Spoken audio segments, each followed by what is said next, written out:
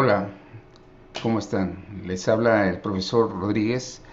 Hoy estaremos desarrollando el primer tema del curso de economía.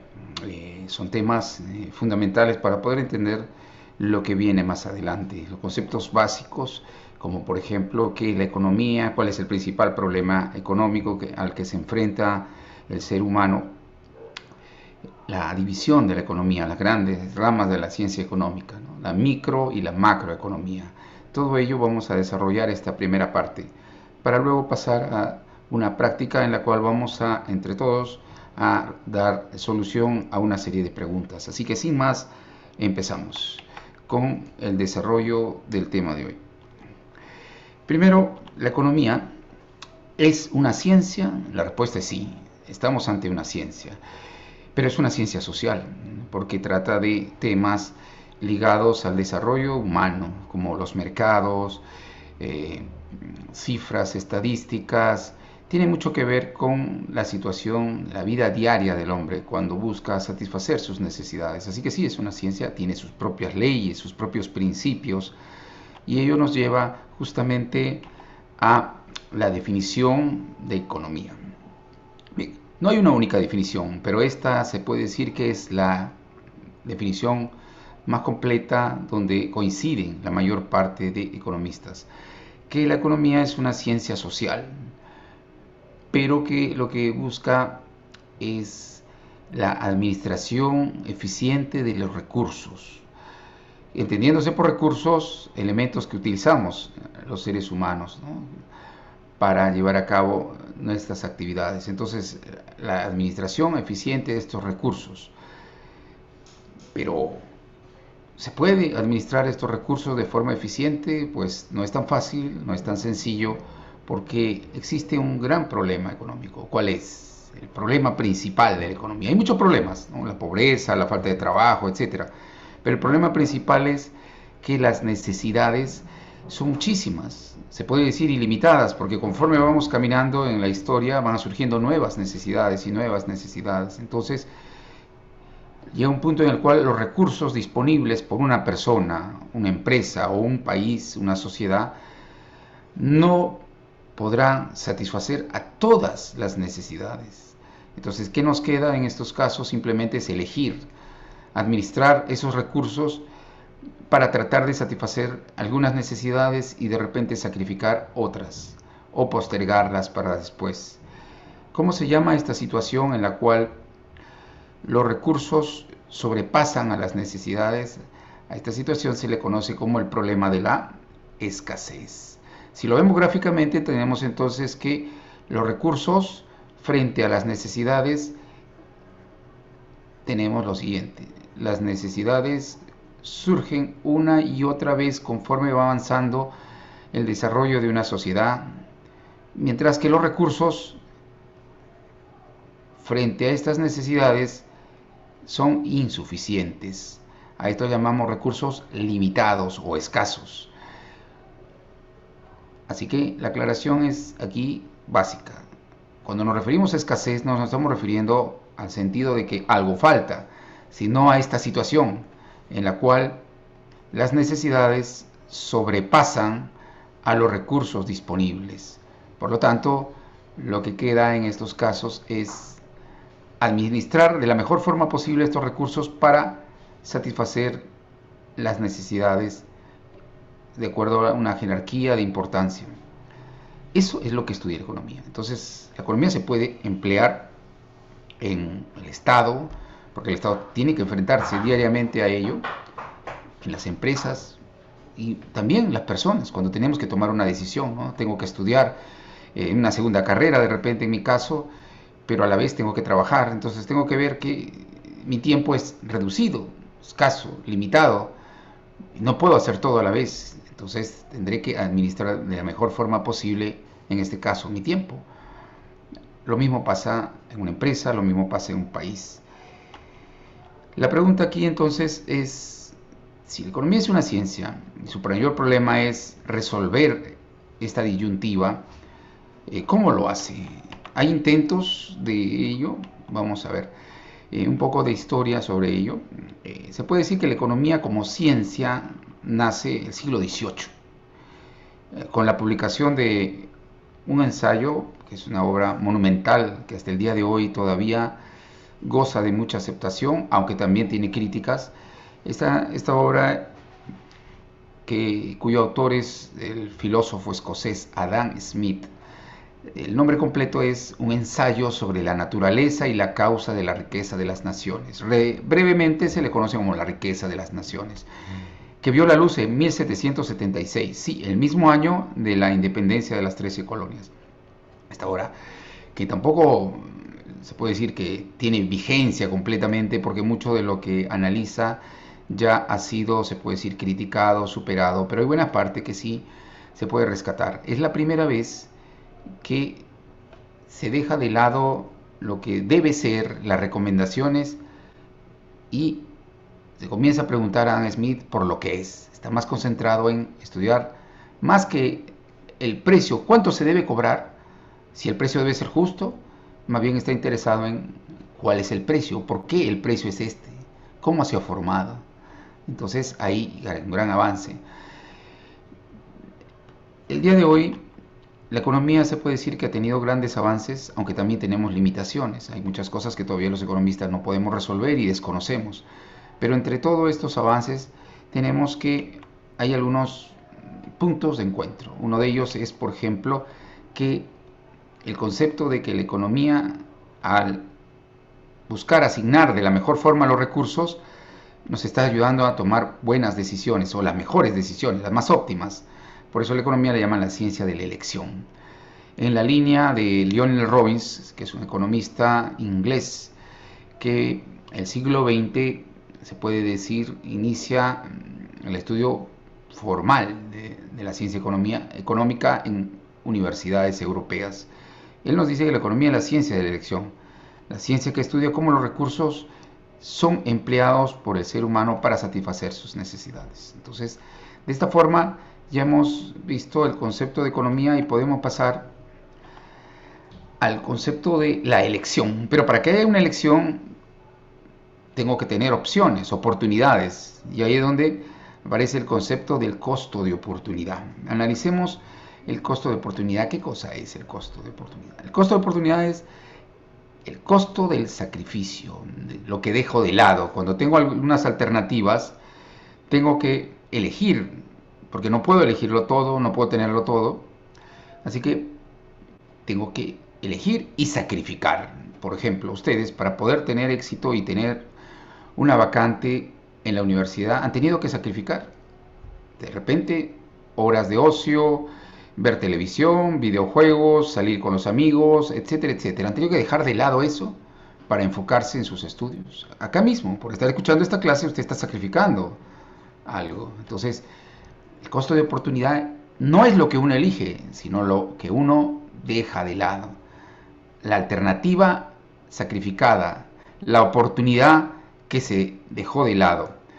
Entonces los seres humanos sabemos que no hay noche gratis, como dicen, ¿no? No hay nada gratis en esta vida, que siempre tengo que sacrificar.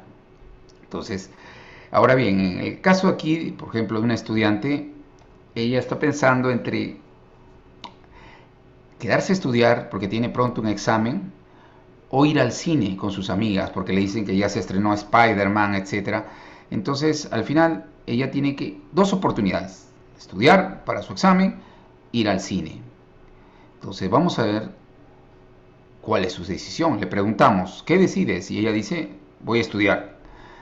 Al elegir eso, lo que está sacrificando es la película, ir al cine. Entonces, su costo de oportunidad será la película. Pero ¿qué pasa si ella, al contrario, decide ir al cine? Dice, no, primero es la película, me voy con mis amigas. Entonces, su costo de oportunidad, ¿qué será? Dejar de estudiar. Finalmente, los seres humanos evaluamos. Las personas, las empresas, cuando van a tomar una decisión, evalúan, y un gobierno mucho más. Aunque a veces en el caso de los gobiernos, esto está un poco, se puede decir que es un poco difícil porque entra en juego la política y los intereses en el momento de tomar algunas decisiones. Bien, avancemos entonces ahora. ¿Qué estudia la economía? ¿Cuál es el objeto de estudio de la economía? La Economía, como toda ciencia, estudia, tiene un objeto de estudio. Por ejemplo, la psicología estudia la conducta humana, ¿verdad? La actividad mental, pensamientos, raciocinio, el proceso de memoria. La economía estudia la vida económica del hombre, la vida económica de las sociedades, es decir, las actividades económicas que realizan las sociedades para día a día satisfacer sus necesidades, la producción, el consumo, la inversión. Es decir, el objeto de estudio de la economía es el proceso económico, la vida económica de una sociedad. Es decir, todas esas actividades económicas que realizamos todos como sociedad, la producción, el consumo, la circulación, la inversión, esos son materias de estudio de la ciencia económica. Veamos ahora algo que preguntan mucho en las universidades y que cualquier estudiante medianamente informado debe conocer para, se puede decir, ubicarse dentro de la ciencia económica. Así como la química tiene sus ramas, la química orgánica, inorgánica, la física, la biología, a su vez la economía también tiene sus ramas, tiene sus divisiones. Por ejemplo, nosotros cuando habíamos estudiado biología, de repente veíamos que la biología era la ciencia que estudiaba a los seres vivos, pero que cuando se trataba de las plantas era la botánica la encargada, mientras que si era la célula era la citología, los microbios, la microbiología, la herencia, la rama que estudiaba la herencia era la genética. Lo mismo pasa acá. Tenemos ramas, áreas muy bien definidas para estudiar el mundo económico. Así que vamos por ello. Las grandes ramas de la economía son la economía positiva y la economía normativa. Primero, la parte positiva, que es la parte, se puede decir, más objetiva de la economía. Decimos economía positiva a las leyes económicas, a las teorías económicas, a las estadísticas. ¿Por qué? Porque nos muestran la realidad como es. Por ejemplo, te informa que este año la inflación ha sido de 4%. Ya, eso es algo real. Nos guste o no nos guste, más allá de una opinión, es un hecho real, concreto. Te está mostrando algo como es.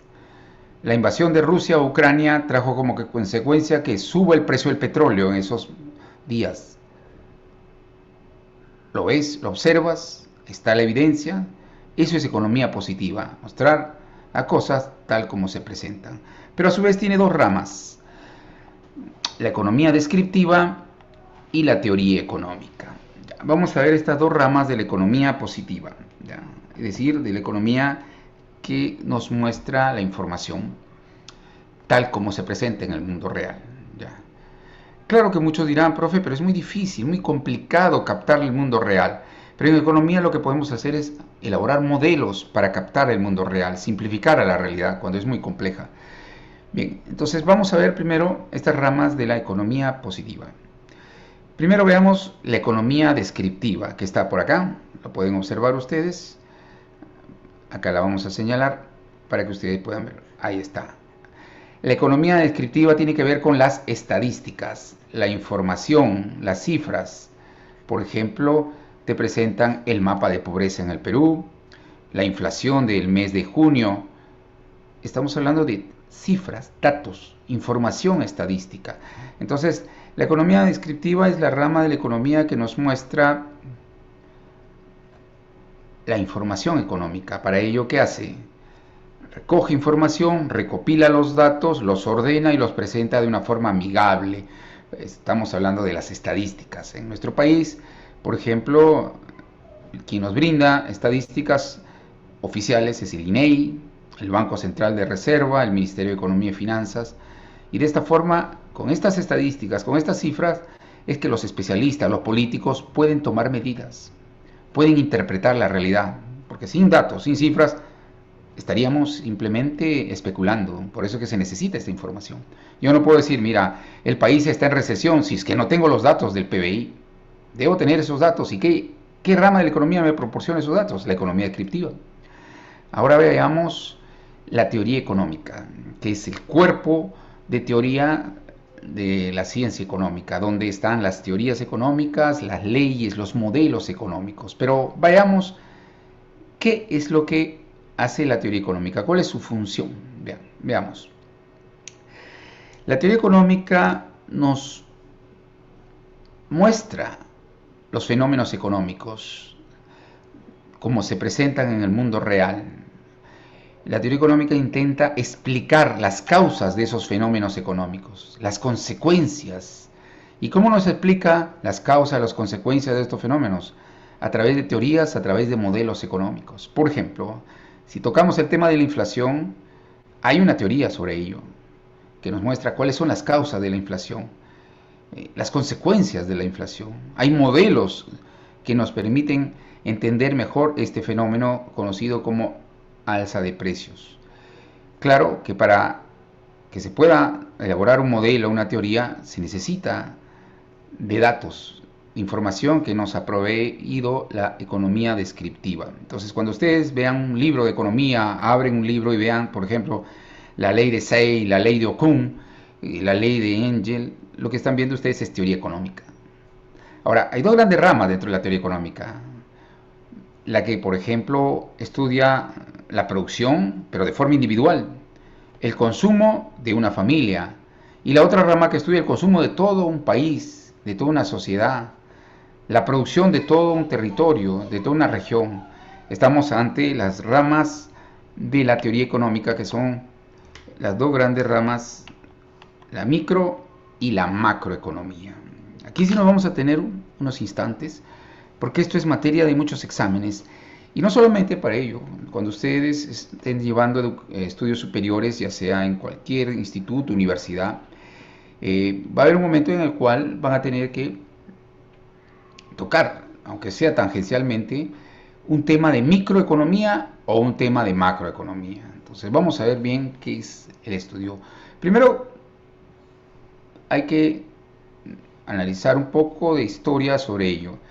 La microeconomía surge finales del siglo XIX y primeros años del siglo XX en Inglaterra, sobre todo con los trabajos de un grupo de economistas llamados los neoclásicos, de donde el más conocido es el profesor de Cambridge, Alfred Marshall. Formaliza el estudio del mercado, del consumidor, la oferta, la demanda. Inclusive seguramente ustedes recordarán esas curvas de la demanda, la curva de la oferta, el concepto de elasticidad, etcétera. Estamos hablando ya de usar de forma formal el lenguaje matemático para explicar algunos fenómenos que ocurren en el mundo económico. Vamos a ver entonces, dentro de unos instantes, cuál es el enfoque de la microeconomía. Ahora un poquito de historia sobre la macroeconomía. La macroeconomía surge años después, de la mano de su alumno, John Maynard Keynes, también un economista inglés. El contexto en el que surge la macro ya es un contexto distinto. Estamos hablando de la Gran Depresión de los años 30, cuando el sistema capitalista estaba atravesando una tremenda crisis de desempleo masivo. No había trabajo, las empresas estaban prácticamente quebrando la mayoría, la inversión no se movía, estaba estancada. Y entonces ahí es donde aparece John Maynard Keynes con otro enfoque, otra mirada. Ya no es la mirada individual de un mercado, de una empresa, sino que él afirma que la economía no se mueve porque una empresa produzca más o menos, o porque un consumidor deje de comprar o vender, sino por el conjunto de empresas. Ya no es una, sino es un conjunto de empresas que al invertir pueden empujar la producción, que al dejar de invertir pueden retraer la producción. El consumo no se da por una familia o dos, sino se da por un conjunto de familias. Había nacido la teoría de los agregados económicos, es decir, la macroeconomía. Ahora vamos a analizar unos ejercicios, mejor dicho, vamos a analizar una serie de ejemplos para que ustedes puedan muy bien separar lo que es micro y macroeconomía, ¿ya? Primero el enfoque. ¿Cuál es el enfoque de la microeconomía? La microeconomía estudia el comportamiento individual en economía, de unidades individuales, mientras que la macro, su enfoque es agregado, de conjunto. ¿Qué significa eso? Que mientras la microeconomía estudia la producción, pero de una empresa o de una unidad productiva, a una familia, el consumo de una familia, estudia el precio de un producto, por qué sube el precio del pollo, por qué baja el precio del pollo, estudia un mercado, la oferta, la demanda de un mercado. La macro tiene una mirada de conjunto. Los temas pueden ser los mismos que tratan, pero su enfoque es diferente. Por ejemplo, veamos la pantalla, dice la producción. ¿Cuál es el enfoque de la micro y la macro? La producción de una fábrica, como Alicor, por ejemplo, eso lo estudia la microeconomía, porque es una empresa que forma un monopolio del aceite en el Perú, pero es una unidad individual. Mientras que la producción total de un territorio, de una región, el PBI, ¿no?, el valor de toda la producción, eso es campo de la macroeconomía. Ahí te puedes ver y dar cuenta cómo es la diferencia. Mientras uno es individual en su enfoque, el otro agrega. Los precios. La microeconomía analiza el precio de un producto, por el incremento en el precio del pollo, por ejemplo. Mientras que la macro, el enfoque es todos los precios en general. Entonces, si suben los precios en promedio, no solo del pollo, sino del pan, del azúcar, los fideos, etc., estamos hablando de la inflación. Ya no es un precio, sino son un conjunto de precios de productos diversos. A ese conjunto lo estudiará la macroeconomía. Entonces, la inflación es un tema que estudia la macro. El consumo de la familia Díaz, dice, eso lo estudia la micro, mientras que el consumo agregado, la macro le llama la demanda agregada, es el consumo de quiénes, de las familias, pero también de las empresas, del gobierno, de todos ellos. A eso se llama demanda agregada. ¿Se están dando cuenta ustedes qué diferencia en el enfoque? El empleo. Juan es un desempleado. Lo que él hará con su CTS, se hará un emprendedor, etcétera, eso es campo de estudio de la micro. Mientras que el desempleo en general, como un grupo humano de personas que no tienen trabajo, eso es estudiado por la macroeconomía. Espero que con ello ya quede mucho más claro por qué a la macroeconomía se le llama la teoría de los agregados, de las grandes sumatorias, y a la microeconomía también se le llama la teoría de los precios. No porque la microeconomía estudie todos los precios, sino porque estudia el precio de un artículo, de un mercado, la oferta, la demanda y cómo se unen para establecer el precio de un artículo en el mercado. Avancemos ahora ya para ver la otra parte de la economía, esa parte que de repente no es tan objetiva, que tiene mucha carga subjetiva, que está formada por opiniones, por medidas, es la economía normativa. Dentro de la economía normativa están todas aquellas afirmaciones, recomendaciones, opiniones, juicios de valoración. Así que dicho de esta manera, la economía normativa lo que trata es de lo que debe ser. Se debe incrementar el salario mínimo legal, dice un economista. Otro dice, por el momento no le conviene a la economía, estamos en pandemia, por el momento no. Más adelante tal vez sí, pero por el momento no. Mientras que otro llega y dice, no, para nada, no debe existir el salario mínimo legal. ¿Qué tenemos? 3 personas, 3 profesionales con distintas opiniones. Eso es parte de la economía normativa. Las opiniones, las recomendaciones, y obviamente esos son juicios de valor cargados de subjetividad. Parte de la economía normativa justamente es lo que el gobierno hace, cómo el gobierno interviene en la economía. Y ahí es donde vemos lo que es la política económica. Así que la política económica es una parte de la economía normativa. ¿Qué es la política económica? Su nombre ya nos adelanta algo. Política económica significa acciones. Son las medidas que desarrolla un gobierno en materia económica. Ustedes saben que cuando se elige un gobierno, estas instituciones del gobierno realizan diversas medidas, ¿no? Aumentan el crédito, bajan un impuesto, aumentan otro impuesto, suben aranceles, firman un TLC. Todas esas acciones, imagínate ese conjunto de acciones que realiza un gobierno para orientar a un país hacia algún camino o para resolver algún problema. Eso es la política económica. Entonces es un conjunto de acciones, un conjunto de medidas que un gobierno alcanza, que un gobierno realiza y que lo que busca es ciertos objetivos, ¿no? Por ejemplo, cuando uno está en crisis, casi toda la política económica está orientada a salir de esa crisis y a atenuar el impacto. Cuando una economía está estable, caminando, creciendo, entonces la política económica está basada más orientada a redistribuir esa riqueza, a dar más opciones, a mantener ese crecimiento.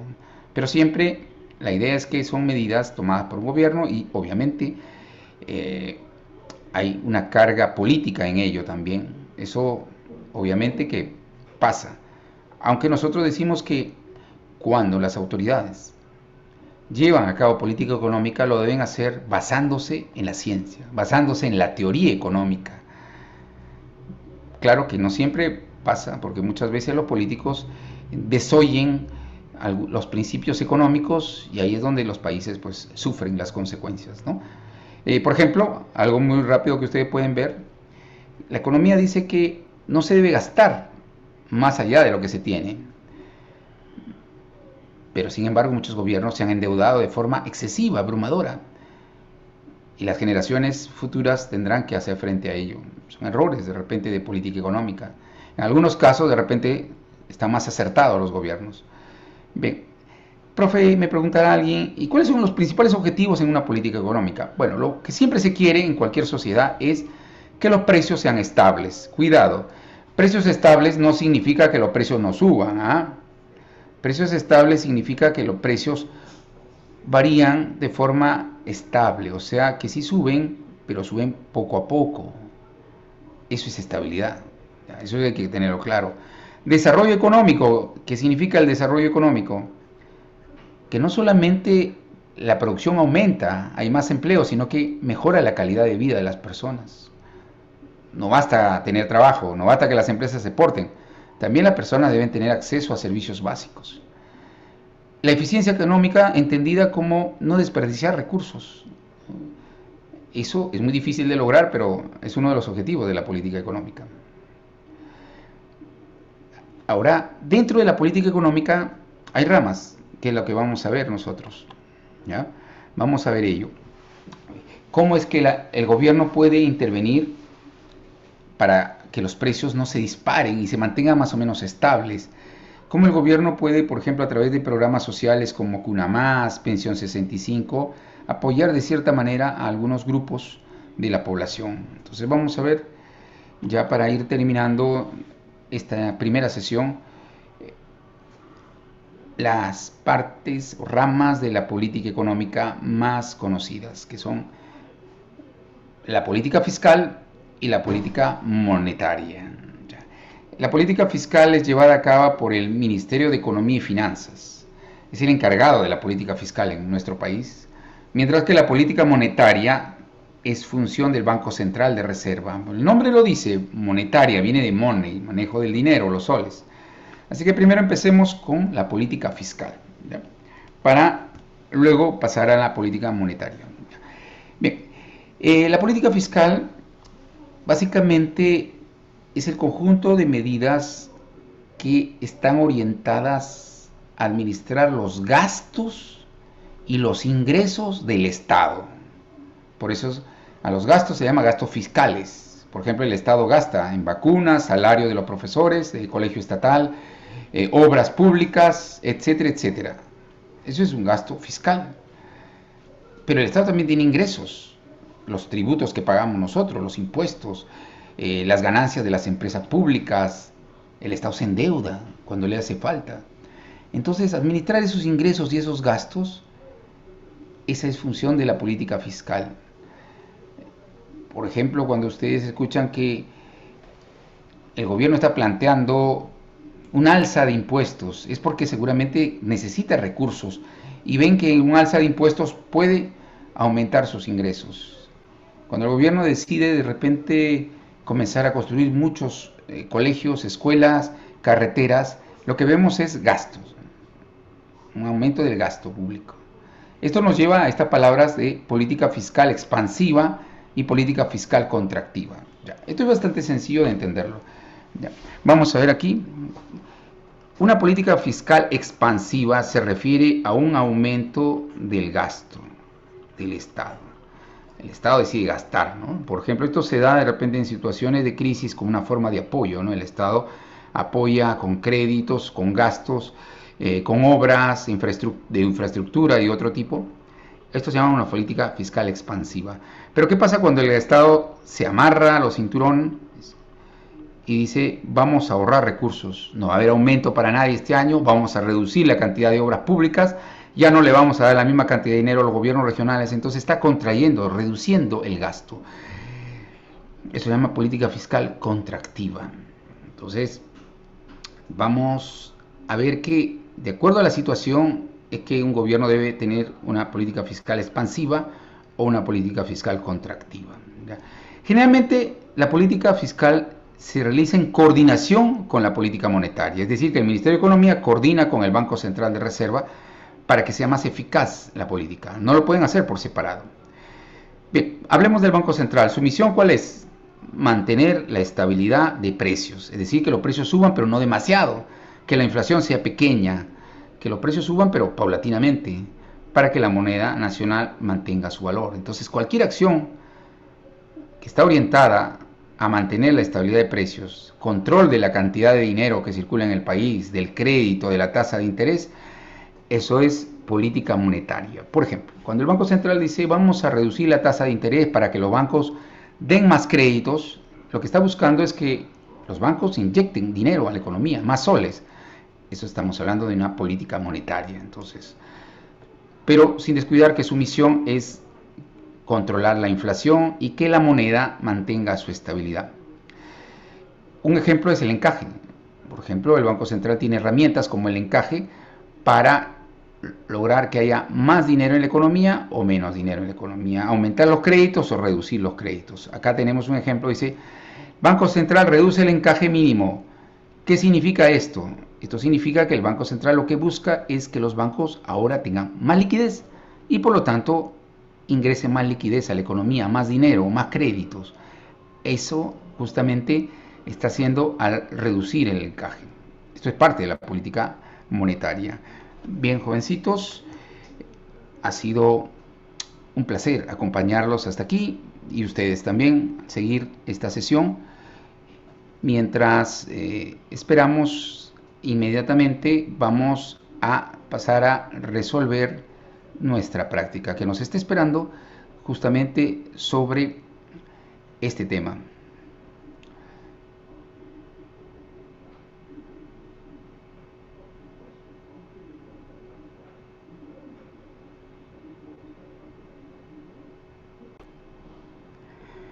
Hola, estamos aquí listos para desarrollar la práctica del primer tema de economía, los conceptos básicos de economía, la división de la ciencia económica. Empezamos con las preguntas y el respectivo solucionario. Bien, al leer la primera pregunta nos damos cuenta que está interrogándonos sobre el costo de oportunidad, pero permítanme comprender la pregunta.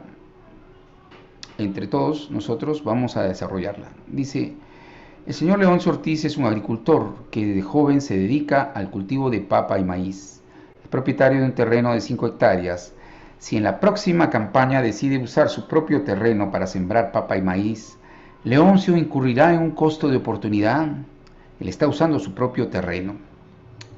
Obviamente no va a gastar en alquilar, no le va a costar nada a él, pero la pregunta es, ¿hay un costo de oportunidad aquí? Si lo pensamos bien, entendiendo el costo de oportunidad como la mejor alternativa que se ha sacrificado en una elección, pues decimos que sí, él incurre en un costo de oportunidad. ¿Cómo así? Él podría obtener un ingreso si alquila esas tierras. Entonces, al usar su propio terreno, él está perdiendo lo que ganaría por alquilar ese terreno. Así que la respuesta aquí es sí, hay un costo de oportunidad, que sería el ingreso que obtendría por alquilar dicho terreno. Obviamente que esto no es visto o no es analizado por la mayoría de la población, pero en economía sí. tenemos que analizar que cada acción que hacemos implica un costo. Implica un costo. Entonces, la primera pregunta está resuelta. Pasemos a la segunda. La economía es la ciencia social que estudia cómo las familias, empresas y gobiernos organizan los recursos, que suelen ser escasos, para satisfacer las diferentes necesidades. En economía, escasez significa... ¿Qué significa escasez en economía? Ya. En economía, el concepto de escasez lo que quiere decirme es que las necesidades superan ampliamente a los recursos. Que si logro obtener recursos, pues inmediatamente tendré más necesidades. Y que no puedo satisfacer todas. Esa es la clave aquí de lo que es escasez. Entonces acá la respuesta sería: las necesidades sobrepasan a los recursos disponibles. Vamos a un ejemplo. Ustedes dentro de unos años, tal vez en unos meses, ya algunos de ustedes tengan ingresos suficientes como para de repente comprarse un auto por ustedes mismos. No estamos hablando de un regalo del papá, sino ustedes mismos se compran su carro. Y bien, porque lo necesitaban para pasear, no sé, para irse al trabajo, a la universidad. Pero tenemos que pensar que al comprar ese carro, ese automóvil, inmediatamente usted tendrá nuevas necesidades. Miren, ha comprado el auto para satisfacer una necesidad que es transporte, pero han surgido nuevas necesidades.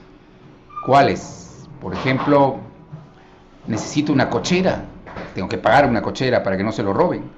Combustible, a cada momento tengo que echarle a combustible porque el carro no camina solo. Repuestos, llantas, pagar el SWAT, echarle grasa cada cierto tiempo. Si no tengo tiempo, tengo que llevarlo a que lo laven en el car wash, etcétera, etcétera, etcétera. Entonces han surgido nuevas necesidades y están surgiendo nuevas y nuevas y nuevas. Entonces a eso se refiere escasez, esa imposibilidad de satisfacerlas todas. La pregunta 3 es una pregunta muy interesante porque si analizamos las alternativas, no podemos ubicarnos rápidamente cuál sería la mejor alternativa. Parece que hay varias respuestas. Dice: las principales interrogantes que una economía debe resolver son ¿qué? ¿Cómo? ¿Para quién producir? ¿Qué producir? ¿Qué va a producir esta sociedad? ¿Cómo lo vamos a producir? ¿Para quién vamos a producir? Entonces son respuestas que la sociedad va encontrando en su camino de forma espontánea. Por ejemplo, ¿qué producir? Lo que hay en nuestro territorio. Los peruanos hemos optado de repente por lo más fácil, explotar recursos naturales. ¿Cómo lo hacemos? Con tecnología importada generalmente. ¿Para quién? Una parte para el mercado interno, sobre todo el mercado externo. Eso tiene que ver justamente con la forma como un país organiza su economía. Entonces, esta respuesta está más ligada a lo que es la organización económica. Cada sociedad se ordena para resolver sus problemas económicos. Hay sociedades que han optado, por ejemplo, por la planificación, por el control estatal, como el caso de Cuba, Corea del Norte, lo que fue la Unión Soviética, o por una situación híbrida, caso de China, ¿no? Donde el Estado tiene un fuerte control en algunos sectores de la economía, pero también hay sector privado importante. Entonces es la organización económica de cada sociedad la que va a determinar cómo es que esta sociedad va a resolver estas interrogantes. Puede ser a través del mercado, puede ser el Estado el que lo desarrolla, o puede ser una combinación de ambos, que es lo que está pasando más en este momento actual. La 4 dice: la macroeconomía se desarrolla en el siglo XX. La macroeconomía se desarrolla en el siglo XX. Específicamente surge en el contexto de... ¿Cuál es el contexto? Ya. La macro. Relacionamos inmediatamente a John Maynard Keynes, la gran depresión de los años 30, que sumió a los países capitalistas en desempleo masivo. La foto lo dice todo. Hay una familia pasando penuria, el padre y la madre sin trabajo. Esos años, que se le conoce como la Gran Depresión, que afectaron a la mayoría de los países del mundo, es el contexto en el que surgen estas recomendaciones de que el Estado debe intervenir, de que los mercados no son perfectos, de que la economía no se regula por sí misma y de que debemos prestar atención al aspecto agregado, a la producción total, a la inversión, al consumo, es decir, había nacido la macroeconomía. Entonces aquí la clave es Barco, la Gran Depresión de los años 30. Analicemos la pregunta número 5.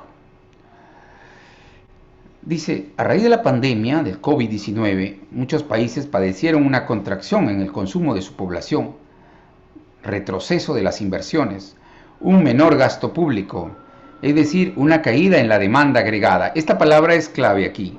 Si ustedes observan, dice caída en la demanda agregada. Yo sé que demanda es consumo, pero al mostrarme agregado ya no está hablando de una familia ni un mercado, sino está hablando de todo en conjunto. Ha caído el consumo agregado. Seguimos con la pregunta. El estudio de la demanda agregada, o sea, del consumo de las familias, del gobierno, de las empresas, eso corresponde a la macroeconomía. Eso corresponde a la macroeconomía. Así que aquí tenemos que la respuesta es macroeconomía. Y está justamente observando que la respuesta sea la correcta el señor John Maynard Keynes, inglés, profesor universitario y sobre todo funcionario del gobierno británico. Aquí en las alternativas, por ejemplo, está política monetaria, está macroeconomía descriptiva, pero también hay una alternativa que dice metaeconomía. Entonces uno dice, ¿de qué es eso? Bueno, la metaeconomía se puede decir más que una rama, es una forma de presentar hechos económicos que son influidos por otros factores que no son económicos, como por ejemplo las costumbres, tradiciones, cómo las costumbres de una población influyen en su economía. Por eso dice metaeconomía, más allá de la economía. Cómo las costumbres, los valores, las tradiciones pueden influir en la economía de un pueblo, de una sociedad. Por ejemplo, no es lo mismo la cultura japonesa con su valor de la honradez, el trabajo, frente a otras sociedades, ¿no? Eso también influye en la marcha de una economía. ¿Ya? Vamos a la 6. Dice, en el ámbito de la ciencia económica es conocida como la teoría de los precios. Esta es una pregunta de información rápida. A la microeconomía le llaman teoría de los precios, no porque estudie todos los precios, sino porque analiza el precio, causas de la demanda, la oferta, lo que hay detrás de la formación del precio de un producto en el mercado. Por ejemplo, bajó el precio del limón, pero en un momento subió el precio del limón. ¿Por qué? ¿Qué hay detrás de ello? ¿Por qué baja el precio del limón? En un mercado. Entonces la microeconomía es la que se centra en estudiar justamente estos mercados de forma individual, ¿no? De forma particular, ver el precio. Por eso le llaman teoría de los precios. La 7. Dice, la política completar, si es expansiva, tiene como una herramienta de intervención al encaje legal. Si este se reduce, tiende a incrementarse el crédito en la economía. Ya. Esto, ¿dentro de qué rama de la política económica encaja? Pues bien, vamos a analizar. La tasa de encaje la maneja el Banco Central de Reserva. Lo que busca la tasa de encaje en este caso es alterar la liquidez en la economía. Dice, si es expansiva, ¿qué significa? Si aumenta esta política monetaria, el encaje legal se reduce. Entonces significa que el encaje legal se reduzca. ¿Qué significa en cristiano? Significa que ahora los bancos guardan menos dinero porque el encaje se ha reducido y ahora pueden prestar más dinero. Entonces se expande la cantidad de crédito, por eso se llama política monetaria expansiva. Así que aquí estamos hablando de la política monetaria expansiva.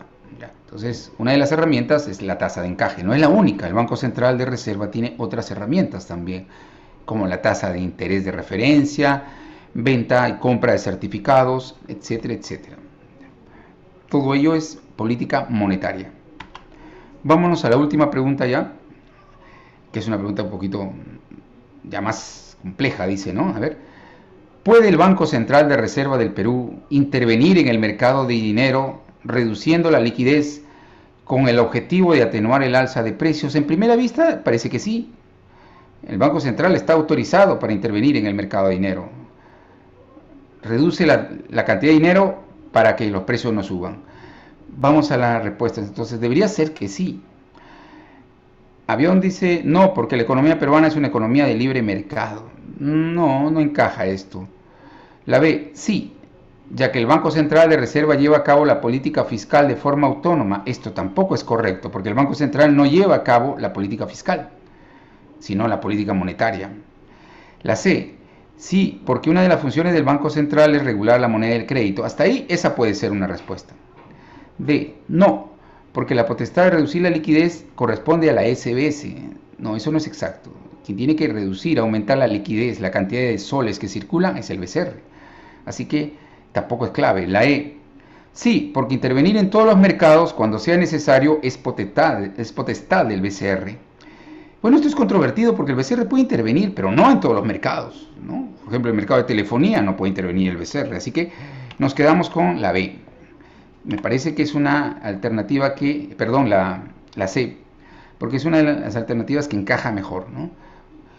Una de las funciones del Banco Central es regular la moneda, que haya más dinero o menos dinero en la economía. Eso encaja con la pregunta. Acá tenemos, por ejemplo, la proyección de inflación de los próximos años. Por ejemplo, está un poquito alta durante la pandemia y luego se espera que se estabilice y el Banco Central ahí interviniendo con sus metas de inflación mínima y máxima. Entonces, estamos ante una de sus funciones, ¿verdad?, del Banco Central. Bien, hemos terminado nuestra práctica. Los invito a que desarrollen también sus preguntas domiciliarias y sin más me despido por el momento hasta otra oportunidad donde seguramente tendremos que desarrollar algún tema.